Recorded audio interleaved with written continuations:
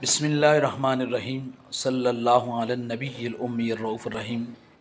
मोहतरम सामीन व नाज़रीन, अस्सलामु अलैकुम व रहमतुल्लाहि व बरकातुहू।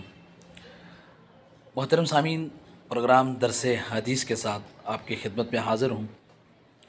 इस प्रोग्राम में, इस सिलसिला में आपके सामने अहादीस रसूल सल्लल्लाहु अलैहि वसल्लम और अहादीस रसूल का लफ्ज़ी और बा मुहावरा तर्जमा और साथ साथ में सर्फ़ व नाव का इजरा, ताकि ये आम अवामुन नास के लिए और तलबा के लिए मुफीद हो, फ़ायदेमंद हो, ये प्रोग्राम पेश करने की सआदत हासिल कर रहा हूँ। अब तमाम अहबाब ख़ुसूसन तलबा अगर वो इन दरसों को गैर निसाबी सरगर्मी के तौर पर अपनाएंगे तो मैं उम्मीद करता हूँ कि इंशाअल्लाह उन्हें इससे फ़ायदा हासिल होगा। चलिए शुरू करते हैं। मेरे साथ मिलकर एक दुआ पढ़िए और उस दुआ से हम इंशाअल्लाह इस सबक का आगाज़ करेंगे। बिस्मिल्लाहिर्रहमानिर्रहीम सल्लल्लाहु अला नबिय्यिल उम्मिय्यिर रऊफ़िर रहीम। रब्बी यस्सिर वला तुअस्सिर व तम्मिम बिल खैर व बिका नस्तईनु बिहक़्क़ि हबीबी। अल्लाहुम्मा सल्लि अला सय्यिदिना व मौलाना व मलजाना व मअवाना मुहम्मदिन व बारिक वसल्लिम कमा तुहिब्बु व तर्दा। बिस्मिल्लाहिर्रहमानिर्रहीम। किताबुल ईमान। यह हदीस मिशकात शरीफ से ली है और मिशकात शरीफ हदीस मुबारक की एक बेहतरीन और मुस्तनद किताब है, जिसका उसलूब यह है कि इसके अंदर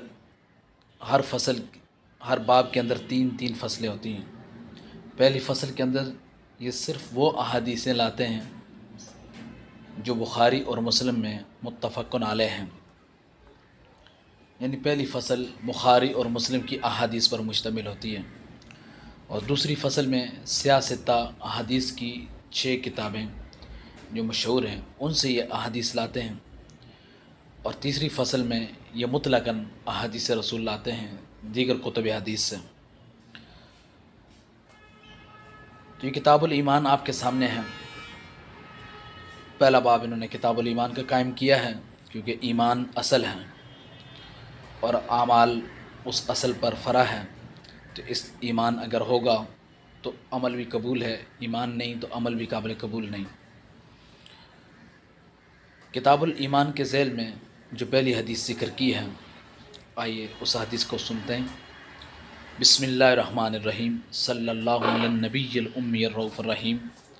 अन उमर इब्नुल ख़त्ताब रज़ियल्लाहु अन्हु क़ाल क़ाल रसूलुल्लाह सल्लल्लाहु अलैहि वसल्लम इन्नमल अअमालु बिन्निय्यात व इन्नमा लिकुल्लि इम्रिइन मा नवा फ़मन कानत हिजरतुहु इलल्लाहि व रसूलिही फ़हिजरतुहु इलल्लाहि व रसूलिही वमन कानत हिजरतुहु इला दुनिया युसीबुहा औ इम्रतिन यतज़व्वजुहा फ़हिजरतुहु इला मा हाजर इलैहि। अन उमर इब्नुल ख़त्ताब, हज़रत उमर बिन ख़त्ताब रदी अल्लाह ताला अन्हु से रिवायत है, मरवी है। हज़रत उमर बिन ख़त्ताब ये सैयदना फ़ारूक आज़म रदी अल्लाह ताला अन्हु, जो इस्लाम के खलीफ़ा दोम हैं, अज़ीम शख्सियत हैं, कौन इनसे वाक़िफ़ नहीं होगा। साहबी रसूल हैं, मुसलमानों के खलीफ़ा दोम अमीरुल मोमिनीन हज़रत उमर इब्नुल ख़त्ताब रदी अल्लाह ताला अन्हु। आपसे मरवी है कि आप फरमाते हैं क़ाल रसूलुल्लाह सल्लल्लाहु अलैहि वसल्लम, कि रसूलुल्लाह सल्लल्लाहु अलैहि वसल्लम ने फरमाया इन्नमल अमालु बिन्नियात, कि आमाल का दारो मदार नीयतों पर है। आमाल नीयतों से ही मोतबर हैं।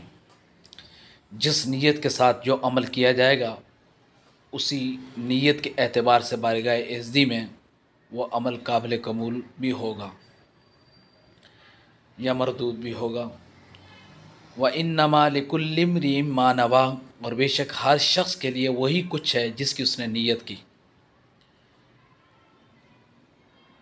फ़मन कानत हिजरतुहु इलल्लाह, तो जिस शख्स की हिजरत अल्लाह और उसके रसूल के लिए है, फ़हिजरतुहु इलल्लाहि व रसूली, तो उसकी हिजरत अल्लाह उसके रसूल ही के लिए है।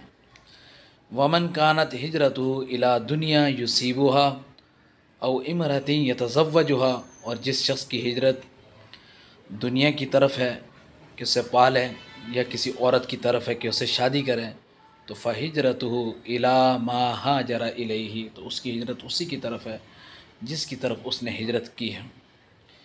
हिजरत कहते हैं दीन की खातर एक कित्ता अर्ज़ को, एक मुल्क को छोड़कर दूसरे मुल्क की तरफ जाना। इस्लाम में हिजरत की बड़ी फ़जीलत है, ख़ास तौर पर जब हिजरत की ज़रूरत हो, और इस हिजरत पर अल्लाह तबारक व तआला की तरफ से अज़ीम अजर है। अब जिन्होंने हिजरत अल्लाह उसके रसूल ही के लिए की है, तो उनकी हिजरत अल्लाह उसके रसूल ही के लिए शुमार होगी और उन्हें इसका अजर मिलेगा। और जिनकी हिजरत दुनिया के लिए थी या किसी औरत के लिए थी कि उससे शादी करेंगे, तो बस उनकी हिजरत इस दुनिया की हद तक ही है, उन्हें इस हिजरत का सवाब नहीं मिलेगा जो अल्लाह उसके रसूल के लिए हिजरत करने वालों को जो सवाब अल्लाह ताला अता फरमाता है। तो सामीन, हम कोई भी काम करते हैं, हमारे काम करने के पीछे नीयत क्या है? अगर हमारी नीयत अल्लाह उसके रसूल की खुशनुदी है, तो वो काम अल्लाह उसके रसूल की बारगाह में मकबूल होगा, अल्लाह भी राज़ी, उसका रसूल भी राज़ी, और सवाब भी मिलेगा, अजर भी मिलेगा। और जिस काम को हम किसी दुनियावी मकासद के लिए करते हैं, या इज़्ज़त और शोहरत के लिए करते हैं, या पैसों के लिए करते हैं, तो वो बस इज़्ज़त और शोहरत तक ही रहता है, पैसों तक ही रहता है, उस पर कोई अजर सवाब नहीं होता। इसलिए हमें चाहिए कि हम कोई भी काम करें तो उस पर अपनी नीयत को अच्छा करें। मोमिन की नीयत उसके अमल से बेहतर है। अल्लाह तबारक व तआला अच्छी नीयत पर अजर अता फ़रमाता है। इस हदीस को तकरीबन मुहद्दिसीन ने अपनी किताबों के शुरू में बयान किया। हालांकि ये किताबुल ईमान से इस हदीस का कोई ताल्लुक़ नहीं है, फिर भी इसके ज़ेल में लाए ये बात समझाने के लिए कि ताकि पढ़ने वाले अपनी नीयत को दुरुस्त कर लें। तो आइए हम भी अपनी नीयतों को सबसे पहले दुरुस्त कर लें कि हम जो इल्म हासिल करेंगे वो अल्लाह और उसके रसूल की रज़ा खुशनुदी के लिए, अल्लाह ताला की दीन की सरबुलंदी के लिए, दीन इस्लाम की दावत को आम करने के लिए, अपनी दुनिया और आखिरत को बेहतर करने के लिए हम ये इल्म हासिल करेंगे। इस इल्म से हमारी दुनिया या दौलत या शोहरत या इज़्ज़त यह मकसूद नहीं है। ये चीज़ें सब अल्लाह अपने फ़ज़ल से ख़ुद ही अता फ़रमाएगा जब हम उसके हो जाते हैं। हमारा मकसद इन अहादीस से, इस काम से ये है कि हमारा रब हमसे राज़ी हो जाए और उसका प्यारा महबूब हमसे राज़ी हो जाए। हो सकता है किसी के जहन में ये बात आ रही हो कि बार बार ऐसा क्यों कह रहे हैं कि अल्लाह राज़ी हो जाए, उसका रसूल राज़ी हो जाए। तो ये इस अहादीस के अंदर ही मौजूद है। हज़रत उमर रज़ी अल्लाह ताला अन्हु रवायत करते हैं कि रसूलुल्लाह ने ख़ुद फरमाया कि जिसकी हिजरत अल्लाह उसके रसूल की तरफ है, तो उसकी हिजरत अल्लाह उसके रसूल ही की तरफ है। तो लिहाजा अगर किसी काम में रसूल, जहाँ जिस काम पर अल्लाह राज़ी होता है उस काम पर अल्लाह का रसूल भी राज़ी होता है, जिस काम पर अल्लाह के रसूल राज़ी होते हैं उस पर अल्लाह भी राज़ी होता है। तो ये कोई कुफ्रिया या शिरकिया बात नहीं है, बल्कि ये मोहब्बत और अकीदत की बात है। हाँ, इबादत सिर्फ़ और सिर्फ अल्लाह की, हम कोई भी काम करते हैं वो बतौर इबादत अल्लाह ही का होता है। बाकी उस इबादत से अल्लाह भी खुश होता है, अल्लाह का महबूब भी खुश होता है, यहाँ तक कि हमारे माँ बाप भी खुश होते हैं, हमारे उस्ताद भी खुश होते हैं कि हमारा बच्चा अच्छा है, नेक है। तो ये रज़ा और ख़ुशी जो है ये शिरक में नहीं शामिल होती। अगर किसी के जहन में हो इस तरह की बात तो उसको इससे निकाल दें, क्योंकि यहाँ ऐसी मुराद नहीं है। अब आए हम इस हदीस के कुछ अल्फाज की सरफ़ी और नावी तहक़ीक़ कर लेते हैं, ताकि तलबाए अरबिया के लिए ये दर्स मुफीद हो सके। इस हदीस में एक अल्फाज है लिकुल्लि इम्रिइन मा नवा। तो इसमें लफ्ज़ है इम्रिइन, इसका लफ्ज़ी माना है शख्स। इमराउन, इमरुउन, इमराअन, इमरिइन, इसका लफ्ज़ी माना है शख्स, आदमी। लेकिन इस लफ्ज़ की कुछ ख़ुसूसियात हैं जिनको समझना है। अमूमन आम तौर पर जो है वो एराब जो है वो किसी भी कलमे के आखिर में होता है, और अवामल के इख्तिलाफ से इस्म का आखिर तब्दील होता है। लेकिन ये ऐसा लफ्ज़ है इमरुउन कि इसका आखिर जो है जब वो तब्दील होता है तो उसके आखिर के साथ इसका माक़बल भी तब्दील हो जाता है। यानी इसके आखिर में क्या है, हमज़ा। तो जब शुरू में कोई आमिल आएगा तो वो उसका असर इसके हमज़ा पर होना चाहिए। लेकिन इस लफ्ज़ की ख़ुसूसियत यह कि इसके हमज़ा के साथ साथ इससे पहले जो रा है वो रा भी वैसे ही तब्दील होगी जैसा कि हमज़ा के ऊपर एराब तब्दील होगा। मिसाल के तौर पर ये लफ्ज़ है, इसको हम हालत रफ़ा में जब लाएं तो आप कहते हैं जी जाआ इमरुउन, आया एक शख्स। तो अब क्योंकि आखिर में हमज़ा के ऊपर रफ़ा आएगी क्योंकि फ़ाइल बन रहा है, तो इमरुउन, लेकिन हमज़ा के ऊपर रफ़ा आने की वजह से ये जो रा है इसके ऊपर भी रफ़ा ही आ जाएगी, इसके ऊपर भी ज़मा आएगी। इस तरह हमज़ा पर ज़मा आएगा तो इस पर भी ज़मा आएगा।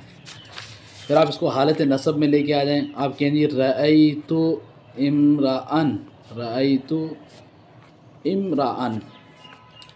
तो अब जो एराब है वो आखिर में जारी होगा, यानी हमज़ा पर जारी होगा, लेकिन जो एराब हमज़ा पर जारी होगा वही उसी की मुनासबत से इसकी जो रा है उस पर भी वही आ जाएगा।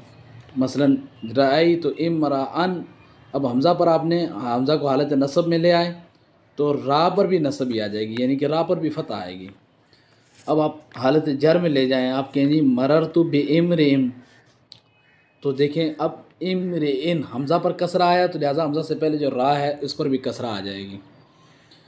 तो यानी कि इसकी जो रा, इमरोन की जो रा है, इसका एराब हमज़ा की एराब के ताबे है। जो एराब हमज़ा पर आएगा वही हरकत इस पर भी आएगी, तनवीन नहीं आ सकती। लेकिन बाकी ज़मा, फ़तह, कसरा जो हमज़ा पर होगा वही इस पर होगा। ये इस लफ्ज़ की ख़ुसूसियात में से हैं। तो उम्मीद करता हूँ कि इंशाअल्लाह, पहला दर्स था, आज के दर्स के लिए इतनी बात काफ़ी है। इंशाअल्लाह बकिया दुरूस के अंदर मैं बाकायदा इंशाअल्लाह आपको सर्फ़ और नाफ की तहक़ीक़ भी करवाऊँगा, सीखों की पहचान भी करवाऊँगा, कलिमात की पहचान भी इंशाअल्लाह जो कि मुफ़ीद होगी। वस्सलामु अलैकुम व रहमतुल्लाहि।